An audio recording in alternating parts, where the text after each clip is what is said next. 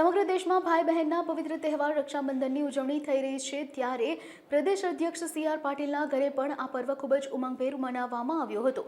આ પ્રસંગે તેમના બહેન સુરેખાબહેને સી.આર. પાટીલને રાખડી બાંધી અને તેમની સુરક્ષા તથા સુખ માટે ભગવાનને પ્રાર્થના કરી હતી. આ પ્રસંગે સી.આર. પાટીલે સંબોધન કરતા જણાવ્યું કે ભાઈ બહેનના પ્રેમની તાકાત આખી દુનિયાએ જોઈ છે, જેમણે મહાભારતના દ્રૌપદી અને કૃષ્ણના પ્રસંગનો ઉલ્લેખ કરીને આ તહેવારનું મહત્વ સમજાવ્યું હતું.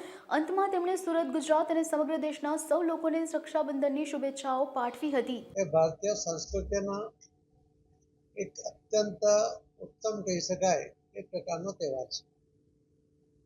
સૂતરના તાતણે બંધાતો ભાઈ બહેનનો આ પ્રેમ, એની તાકાત કેટલી છે એ આખી દુનિયાએ જોઈ છે.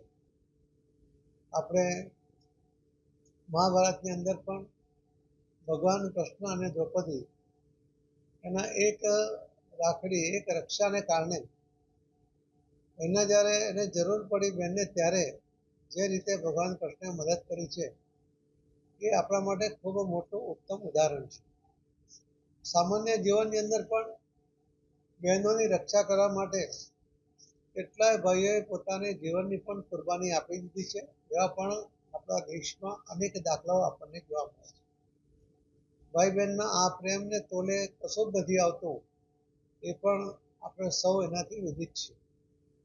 આ તહેવારનું મહત્વ જે રીતે જળવાયું છે અને આજ દિન સુધી સતત આ પરંપરાને જાળવીને જે રીતે રક્ષાબંધનનો તહેવાર ઉજવવામાં આવે છે, ત્યારે રક્ષા બાંધતી વખતે બહેન ભાઈને શુભેચ્છા આપતી હોય છે અને ત્યારે ભાઈ પણ એના મનમાં કલ્પના કરતો હોય કે બહેન, ચિંતા ના કરીશ, હું તારી સાથે છું. એ પ્રકારનો એક નિર્ધાર, એક સંકલ્પ એના મનમાં એ કરતો હોય છે. અને એટલા જ માટે આ તહેવારનું જે અનેરું મહત્વ આપણા સંસ્કૃતિમાં છે એને જાળવીને જે તહેવાર ઉજવે છે, એટલા માટે આજે હું આપના માધ્યમથી સૌ સુરતવાસીઓને, સૌ ગુજરાતના ભાઈ બહેનોને, સૌ દેશવાસીઓને રક્ષાબંધનની ખૂબ ખૂબ શુભેચ્છા પાઠવું છું. આપ સૌને પણ ખૂબ ખૂબ રક્ષાબંધનની શુભેચ્છા. ધન્યવાદ.